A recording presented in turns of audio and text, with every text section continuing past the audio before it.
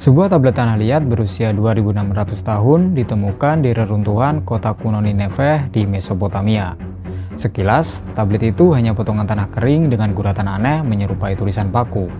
Tapi tahukah kamu, setelah diterjemahkan, isi di dalam prasasti ini sungguh mengguncang dunia. Di dalamnya tercatat kisah banjir besar yang menenggelamkan bumi. Seorang manusia diperintahkan untuk membangun kapal raksasa, menyelamatkan keluarganya, dan membawa berbagai jenis binatang. Kisah itu nyaris identik dengan cerita Bahtera Nabi Nuh dalam kitab suci agama-agama Samawi. Dan tablet ini sekarang dikenal sebagai prasasti banjir Gilgamesh, salah satu naskah tertua yang pernah ditulis oleh umat manusia. Usianya lebih dari 2.600 tahun, berasal dari kota Nineveh, jantung peradaban Mesopotamia. Nineveh yang kini masuk wilayah Irak modern pernah berdiri sebagai kota megah Kekaisaran Asyur. Disinilah raja besar terakhir Kekaisaran Asyur, yaitu Asurbanipal, membangun perpustakaan raksasa berisi lebih dari 30.000 lempengan atau tablet tanah liat dengan pecahan-pecahan yang memuat berbagai macam catatan dan tulisan dalam berbagai bahasa dari abad ke-7 sebelum Masehi. Salah satu di antaranya adalah sebuah epik yang sangat terkenal, yaitu epos Gilgamesh. Keberadaan perpustakaan termasyhur ini seakan hilang ribuan tahun kemudian. Merujuk pada Britannica, penemuan keberadaan perpustakaan Asurbanipal pertama kali digali oleh penjelajah sekaligus arkeolog asal Inggris bernama Austin Henry Layard pada akhir tahun 1849. Layard dan tim melakukan ekskavasi dan menemukan sebuah tablet, sisa-sisa istana raja abad ke-9 dan ke-7 sebelum Masehi, dan sejumlah besar karya seni penting berupa patung yang diduga peninggalan Raja Asurbanipal. 3 tahun kemudian, asisten Layard yaitu Hormuz Rasam melanjutkan penggalian dan menemukan ruang kedua yang di dalamnya terdapat koleksi besar tablet lainnya. Koleksi paling terkenal yang tersimpan di perpustakaan Asurbanipal ialah epos Gilgamesh. Terdapat 12 tablet berbahasa Akkadia yang merupakan bagian dari teks epos Gilgamesh. Dalam epos Gilgamesh menggambarkan peradaban Mesopotamia kuno yang direkam dalam bahasa Akkadia tentang Gilgamesh, yaitu Raja Uruk di Mesopotamia. Gilgamesh digambarkan sebagai seorang yang agung, berwujud manusia setengah dewa yang memimpin tanah dan lautan. Prasasti ini adalah bagian dari tablet ke-11 dalam epos Gilgamesh, sebuah karya sastra agung dari Babilonia. Teksnya ditulis dengan aksara paku di atas tanah liat yang dibakar. Dalam fragmen ini, Dewa Enlil, yaitu seorang dewa agung dari kebudayaan Mesopotamia, berencana untuk melenyapkan umat manusia dengan mendatangkan banjir besar yang akan menenggelamkan seluruh isi bumi. Dia pun menceritakan rencananya kepada para dewa yang lain, seperti Dewa Anu, Ninurta, Ennugi, dan Dewa Ea. Mereka pun bersumpah untuk menjaga kerahasiaan rencana tersebut. Akan tetapi, Dewa Ea membocorkannya kepada seorang manusia bernama Utnapishtim dan menugaskannya untuk membangun sebuah kapal raksasa yang kemudian dinamai sebagai pelindung kehidupan. Dewa Ea sendiri atau Dewa Enki dalam bahasa Sumeria adalah dewa kebijaksanaan, air tawar, sihir, dan penciptaan di Mesopotamia kuno. Ia adalah penguasa lautan air tawar bawah tanah yang disebut Abzu dan merupakan salah satu dewa terpenting dalam jajaran dewa yang lain. Dewa Ea dikaitkan dengan aliran sungai Tigris dan Eufrat, irigasi, pengrajin, dan sering digambarkan dengan janggut panjang serta aliran air yang keluar dari tangannya.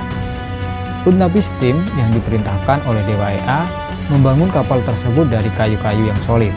Tujuannya adalah agar cahaya dari Samas atau cahaya matahari tidak masuk ke dalam kapal. Dengan dimensi panjang, tinggi, dan lebar yang sama, mengikuti desain kapal yang digambarkan oleh Dewa Ea di tanah. Utnapishtim membuat kerangka kapalnya selama 5 hari. Kapal tersebut memiliki panjang, tinggi, dan lebar 200 kaki, dengan luas lantai 1 ekar atau 43.560 kaki persegi.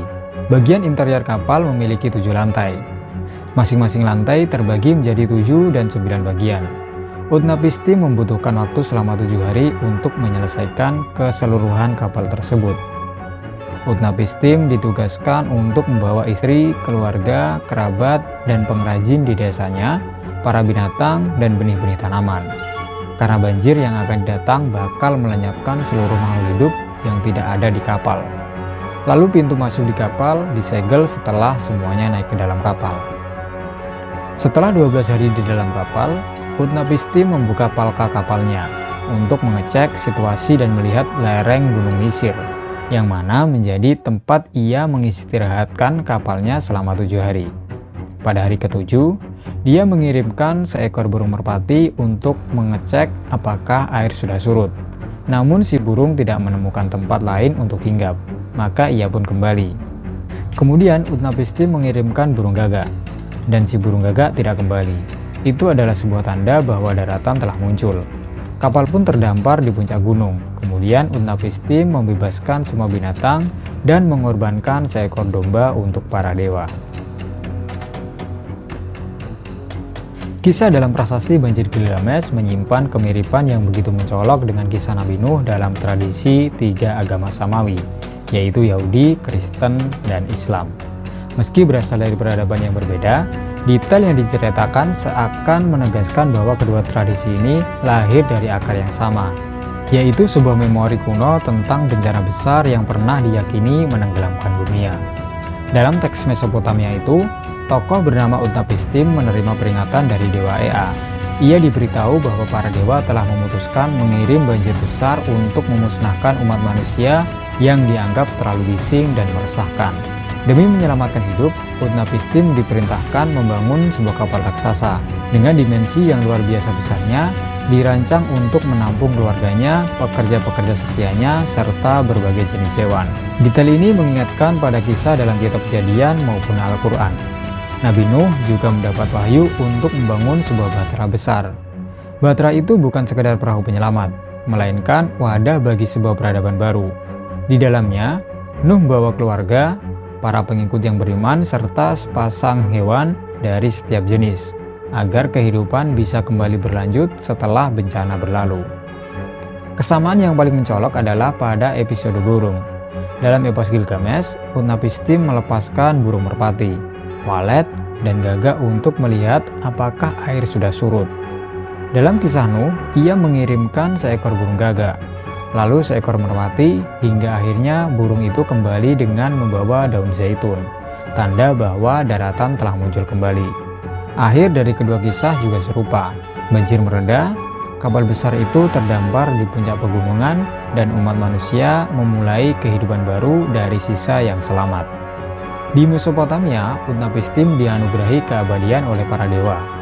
Sementara dalam tradisi Abrahamik, Nuh dihormati sebagai nabi yang menyelamatkan keturunan manusia dari kehancuran. Bagi para peneliti modern, kesamaan detail yang begitu jelas tidak bisa dipandang sebagai kebetulan belaka. Banyak ahli yang meyakini bahwa kisah banjir dalam kitab Kejadian berakar pada legenda Mesopotamia yang jauh lebih tua, yang telah beredar sejak ribuan tahun sebelum disalin ulang ke dalam teks suci. Dengan demikian, prasasti Banjir Gilgamesh bukan hanya sekedar artefak kuno. Ia adalah saksi bisu dari memori kolektif umat manusia. Kisahnya menggema lintas budaya, lintas zaman, bahkan lintas agama. Ia meneguhkan satu hal, bahwa ingatan tentang banjir besar, nyata atau mitos, telah menjadi bagian dari identitas peradaban sejak awal mula sejarah ditulis.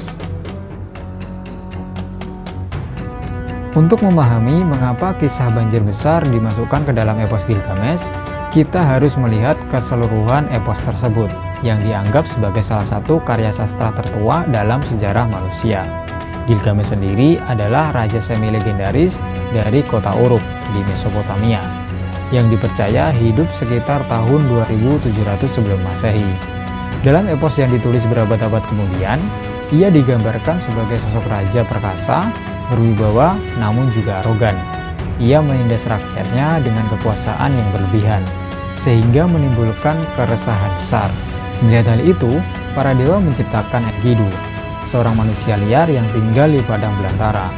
Kehadirannya dimaksudkan untuk menjadi lawan yang mampu menandingi kekuatan Gilgamesh. Pertemuan mereka berujung pada pertarungan sengit. Namun, alih-alih berakhir sebagai musuh, pertempuran itu justru menumbuhkan rasa hormat dan persahabatan.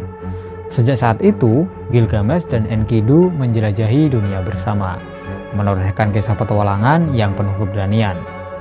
Mereka menaklukkan Hambaba, sang penjaga hutan cedar, dan membunuh banteng surga yang dikirim Dewi Ishtar sebagai bentuk penghinaan.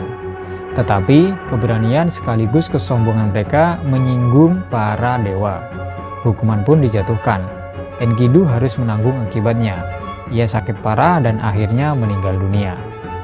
Kematian Enkidu meninggalkan luka mendalam bagi Gilgamesh.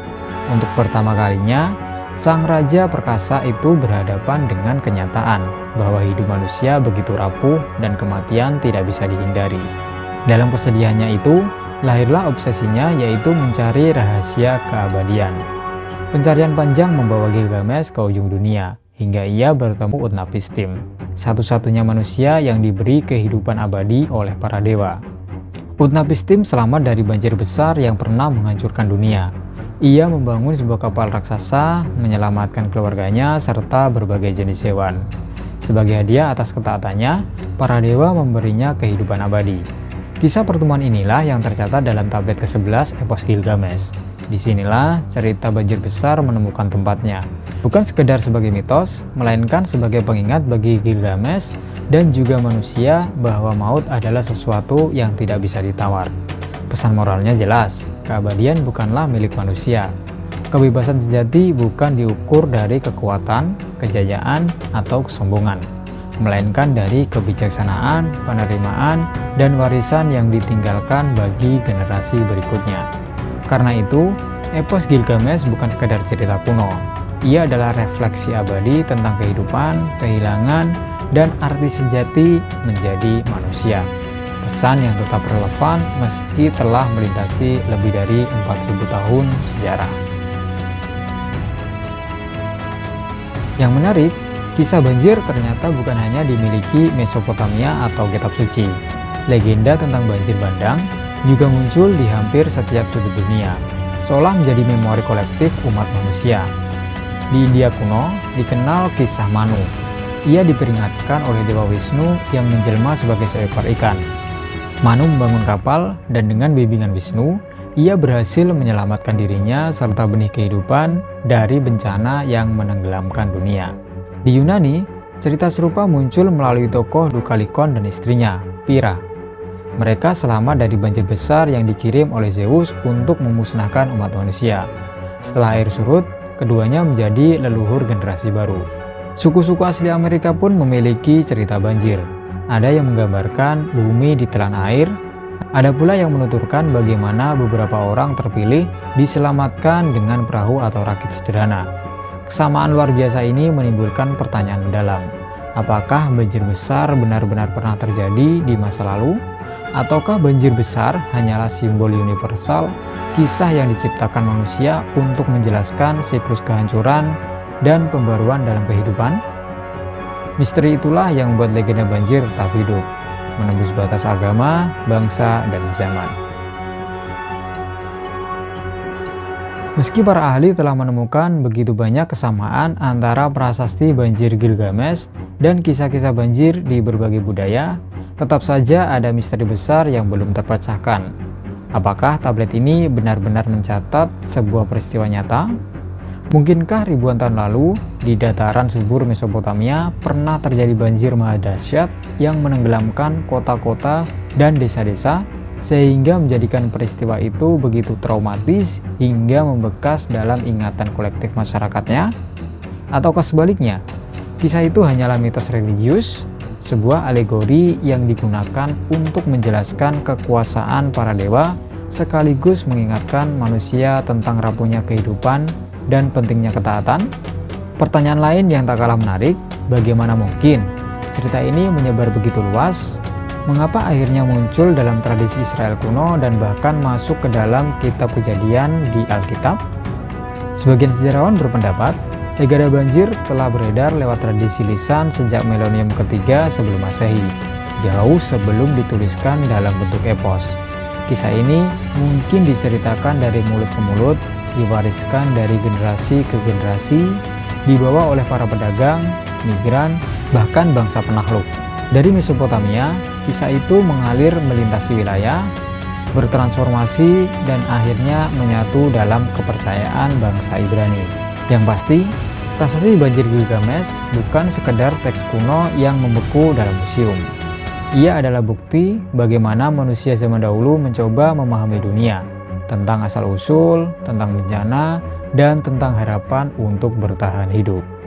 Misterinya masih menggema hingga hari ini. Apakah ia catatan sejarah ataukah sekedar simbol? Jawabannya mungkin tidak pernah pasti. Namun justru itulah yang menjadikan prasasti ini abadi sebagai warisan cerita besar umat manusia tentang kehidupan, kematian, dan kebangkitan kembali. Hari ini, prasasti Banjir Gilgamesh disimpan dengan hati-hati di British Museum di London. Para pengunjung bisa melihatnya. Sebuah benda kecil, coklat, kusam, retak sana-sini. Namun di balik kesederhananya, tablet itu memuat salah satu kisah paling berpengaruh dalam sejarah manusia. Kisah yang menghubungkan Mesopotamia kuno dengan kitab Kejadian.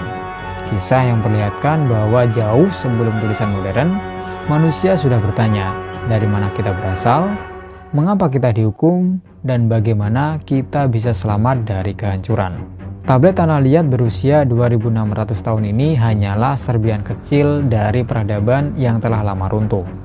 Namun, ia membisikkan pesan besar, bahwa di balik bencana selalu ada harapan, bahwa di balik kehancuran selalu ada kehidupan baru. Seperti Utnapishtim yang menyelamatkan makhluk hidup dari banjir, seperti Nuh yang mengarungi bahtera di tengah gelombang. Manusia sepanjang zaman terus berjuang melawan air bah kehidupannya masing-masing. Dan mungkin disitulah kekuatan sesungguhnya dari prasasti Gilgamesh. Bukan sekedar catatan kuno, melainkan cermin abadi bagi manusia untuk memahami diri, sejarah, dan takdirnya.